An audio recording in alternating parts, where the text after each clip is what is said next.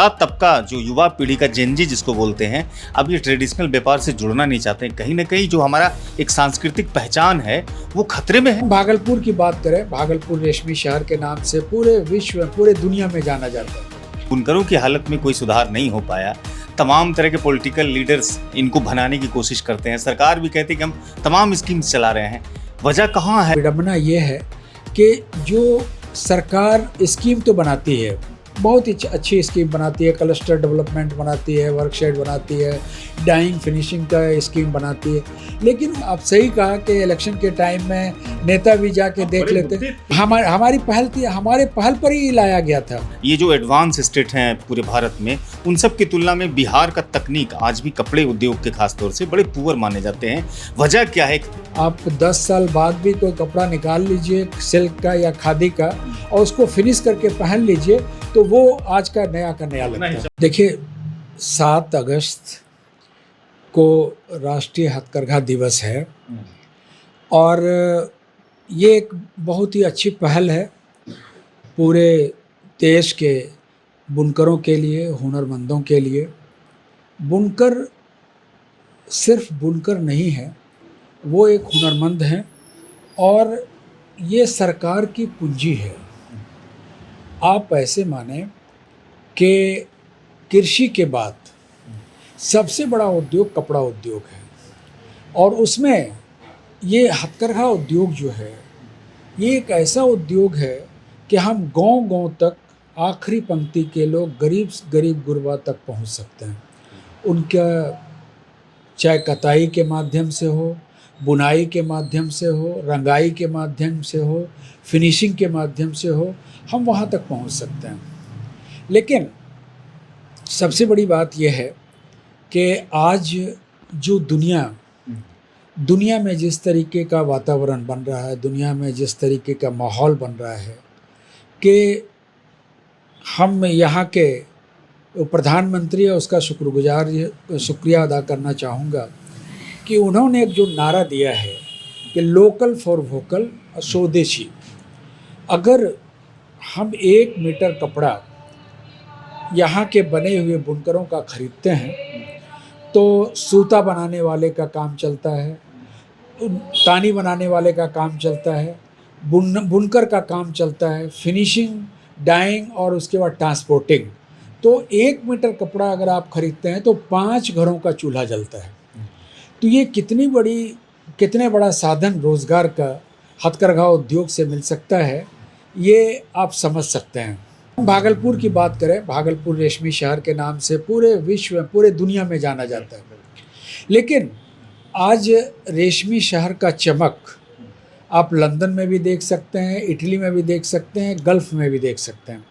सारी जगह भागलपुर सिल्क के नाम से लोग माल तो बेचते हैं, सिल्क कपड़ा बेचते हैं, लेकिन इनके बुनकरों का हालत जब आप देखेंगे तो आज भी वो अर्धनंगे हैं और आधा जिस्म ज़मीन के नीचे रख कर के वो कपड़े का बुनाई का काम करते हैं। आपने हैंडलूम को देखा होगा, हथकरघा को देखा होगा, तो उनका दोनों आँख, दोनों हाथ, दोनों पैर हर वक्त उसका चलता रहता है और उसमें जो गूंज आती है, एक हवा आती है, वो गूंज एक तरह से कहिए कि उनके पेट को जो है उसका रोजी का एक सहारा है।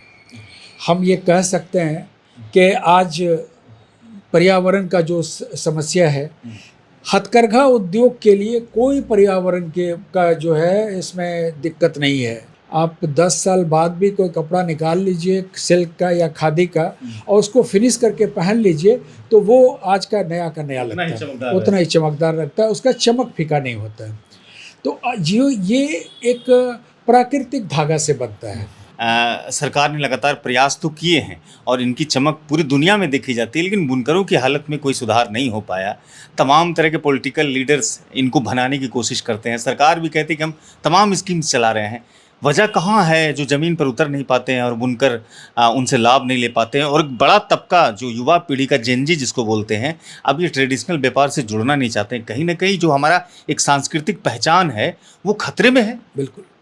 देखिए, सबसे बड़ी बात विडंबना ये है कि जो सरकार स्कीम तो बनाती है, बहुत ही अच्छी स्कीम बनाती है, क्लस्टर डेवलपमेंट बनाती है, वर्कशेड बनाती है, डाइंग फिनिशिंग का स्कीम बनाती है, लेकिन उसको ज़मीन पर लाने का, उसका इम्प्लीमेंट करना वो ब्यूरोक्रेट के हाथ में है, ऑफिसर के हाथ में है। लेकिन ऑफिसर जो है उस तरीके से इस रोजगार को नहीं देखते, और बुनकरों की हालत अगर कभी जाके देख भी लेते हैं, आप सही कहा कि इलेक्शन के टाइम में नेता भी जाके देख लेते हैं के तौर पर तो इसको भुनाया जाता है, लेकिन इसके बारे में, इसको किस तरीके से डायरेक्ट लाभ मिले, इसके लिए किसी के पास योजना नहीं है।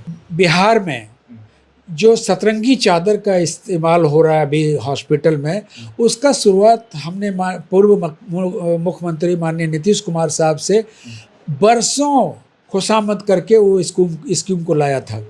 भले आज ये आप ही की पहल हमारी पहल थी, हमारे पहल पर ही लाया गया था। ये आज जीविका में जितना भी कपड़े सिलाई हो रहे हैं वो ये हमारा सब पहल था।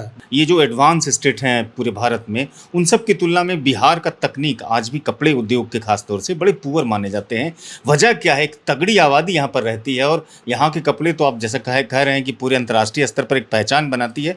बावजूद इतना अच्छा संसाधन होने के बावजूद भी इस पर जो एक लगना चाहिए था, आकर्षण का एक लगना चाहिए था कुछ, वो चीज़ें हो नहीं पा रही है। वजह क्या है? सरकार भी तो प्रयास कर रही है ना, आखिर सिर्फ ब्यूरोक्रेट्स की कमी के कारण से ऐसा हो रहा है? देखिए, सबसे बड़ी बात यह है कि आपने कहा कि गुजरात या महाराष्ट्र या आप बेंगलोर साउथ का ले लीजिए, वहाँ भी जो कपड़े बन रहे हैं वो ठीक है, सिल्क भी बन रहे हैं, कॉटन भी बन रहे हैं और सब कई चीज़ बन रहे हैं, लेकिन आप वहाँ का जो कपड़ा देखेंगे वो अभी भी लग रहा है कि मिल जैसा कपड़ा है, मिल पर, और मिल पर बनता भी है।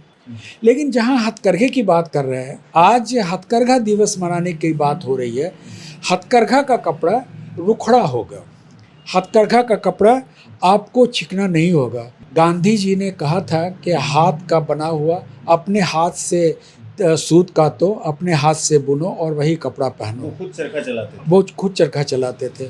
और उन्होंने एक बात, बहुत बड़ी बात कही थी कि हर हाथ को काम मिले तभी देश तरक्की कर सकती है। आज सरकार इसको एक अच्छे तरीके से अगर ले ले तो हम नहीं समझते कि 50% लोग जो पलायन कर गए हैं अभी भी, वो 50% लोग यहाँ आकर के काम कर सकते हैं, उनको रोजगार मिल सकता है। आप जान सकते हैं भागलपुर में बुनकरों की आबादी कितनी है? अभी करीबन 25,000 परिवार जो है, 25 और ग्रामीण मिलाकर के 25,000 परिवार काम कर रहे हैं। 25,000 परिवार अगर काम कर रहे हैं तो इसका 5 गुना आप समझ लीजिए। व्यापार कितने का होता होगा वार्षिक रूप से? वार्षिक रूप से अभी करीबन 2,500 करोड़ का हो रहा है। रेशम भवन का जो है, भागलपुर सिल्क डेवलपमेंट फोरम चल रहा था और उस टाइम में रेशम भवन का ये हुआ था और वो इम्प्लीमेंट हुआ। लेकिन देखिए, विडम्बना ये है, तकलीफ़ ये है कि वो बाईपास रोड में जाके हुआ, जहाँ बुनकर का आबादी है, जहाँ बुनकर क्लस्टर है। हमने कहा था कि नाथनगर के जो रेडियस में या यहाँ जो रेशम महाविद्यालय में इतनी जगह पड़ी हुई है आपकी, कमिश्नर साहब खुद आए थे, उस मेंबर के सारे लोग आए थे, उन्होंने कहा था कि बिहार सरकार से कह करके और ये कहा जाएगा कि यहाँ पर बनाया जाए।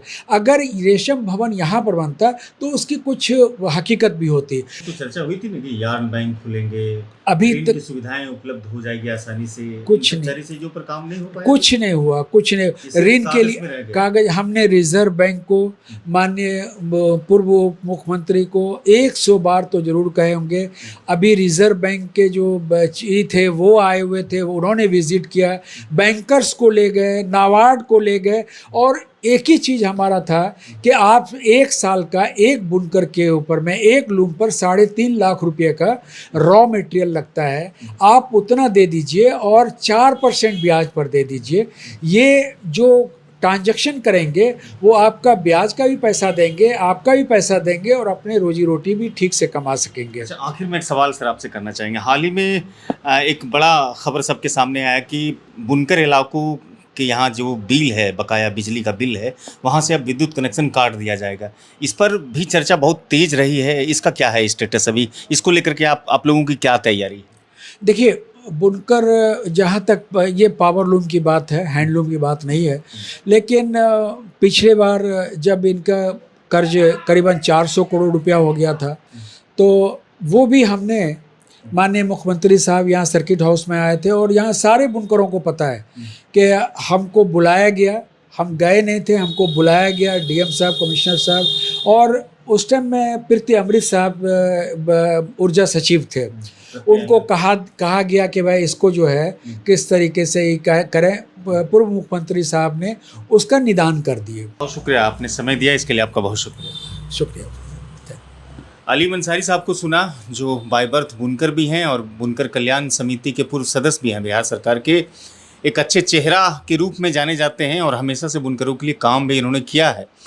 कहा कि 7 अगस्त को हर साल बुनकर जो हैंडलूम डे होता है हम लोग मनाते हैं, लेकिन अफसोस इस बात की है कि बुनकरों की स्थिति में कोई सुधार नहीं हो पाया। सरकार जितने भी प्रयास करते हैं वो बेहद सार्थक प्रयास है, लेकिन कहीं ना कहीं ब्यूरोक्रेसी के अभाव के कारण सही चीज़ें बुनकरों तक नहीं पहुंच पाती है। और बुनकरों के कारोबार को बचाना भागलपुर की सांस्कृतिक धरोहर को बचाने जैसा है। इस वीडियो को हम ख़त्म करते हैं, मिलते हैं दूसरे वीडियो में।